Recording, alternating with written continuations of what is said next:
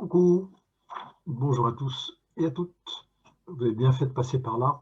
Voici quelques nouvelles du front. On va parler d'abord de l'électricité. D'abord, je vous rappelle que le marché de l'électricité est beaucoup plus volatile et moins prévisible que celui du gaz. L'électricité doit être produite. On ne peut pas la stocker. Une partie de l'électricité est consommée sur le trajet.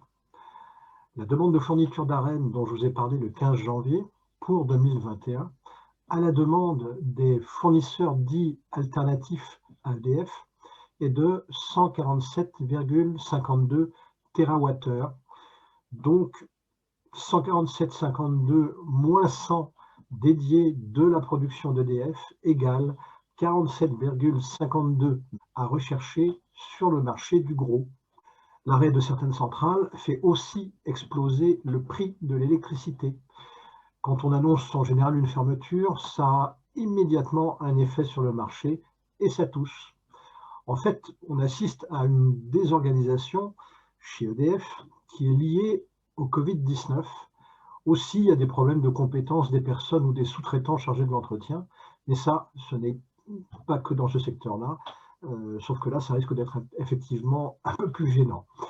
Ça oblige EDF à revoir surtout son parc nucléaire, l'ensemble de son planning d'arrêt de tranche pour rechargement de combustible et aussi les visites partielles ou les visites décennales sur celles qui étaient prévues en 2020, reportées en 2021, celles de 2021 et de 2022 qui risquent d'être décalées en partie ou de se chevaucher.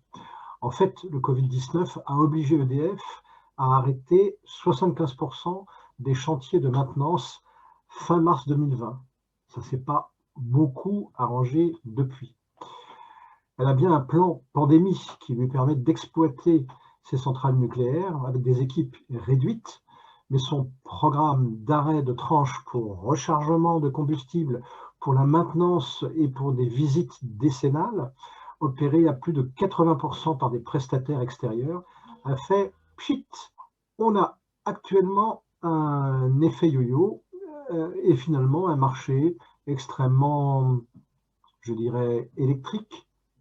C'est le bon mot. Bon, allez, on va parler du gaz un petit peu.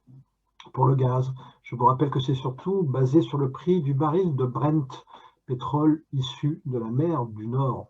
On pensait à une baisse à cause du reconfinement, comme en mars 2020. Eh ben non, pas du tout. Alors, qu'est-ce qui s'est passé depuis?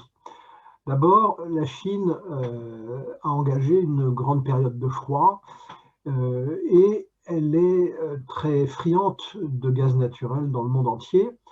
Et comme elle sait si bien le faire, elle détourne, actuellement, elle détourne les bateaux en provenance du Moyen-Orient à son profit, moyennant une surenchère dans l'achat. Et oui, fidèle à ses habitudes, merci la Chine. Ah, des tensions au sein de l'OPEP font aussi évoluer le prix du gaz naturel par le biais d'une réduction volontaire de la production, donc augmentation des tarifs. Je vais vous lire là-dessus un des derniers articles de Challenge qui en parlera beaucoup mieux que moi. C'est un drôle de 60e anniversaire que vient de vivre l'Organisation des pays exportateurs de pétrole, OPEP. Réunie le 17 septembre par visioconférence, les 13 pays membres du cartel ont lavé leur linge sale en famille, bien que 10 pays alliés, dont la Russie, étaient également de la partie. Ces mésententes ont été mises publiquement sur la table par l'Arabie saoudite, chef de file de l'OPEP. Le ministre saoudien de l'énergie, Abdelaziz Ben Salman, demi-frère de l'homme fort du royaume, Mohamed Ben Salman, a ainsi pointé du doigt les mauvais élèves dont les pratiques entachent la réputation et la crédibilité du cartel. Un coup de semonce qui vise surtout le Nigeria et l'Irak, deux pays régulièrement dans le collimateur de Riyad qui les accusent de dépasser leur niveau de production. Les Saoudiens ont besoin que les prix du pétrole remontent. Le Brent évolue depuis cet été autour de 40 $, ce qui était encore vrai en octobre. Car les finances du royaume sont exsangues, les pauvres, confie un diplomate français basé dans la région. Symbole de ce besoin urgent de cash, même l'allié émirati a été tensé pour ne pas avoir respecté ses quotas de production. Ce rappel à l'ordre met surtout en lumière les limites de l'OPEP, a influé sur le marché, poursuit le diplomate, et même l'Arabie saoudite, qui tense les autres, fait la même chose que les autres. Voilà.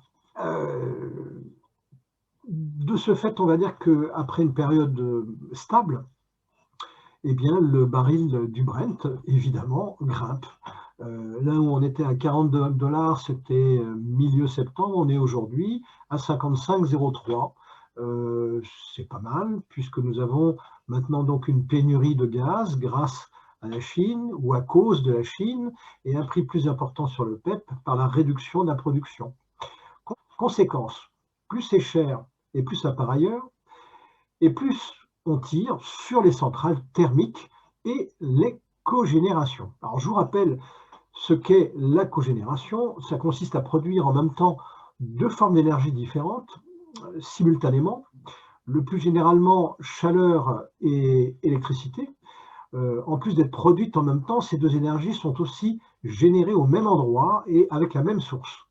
Cette source est soit fossile, fioul, gaz naturel, charbon, soit renouvelable comme le biogaz, les ordures ménagères aussi, ou la biomasse.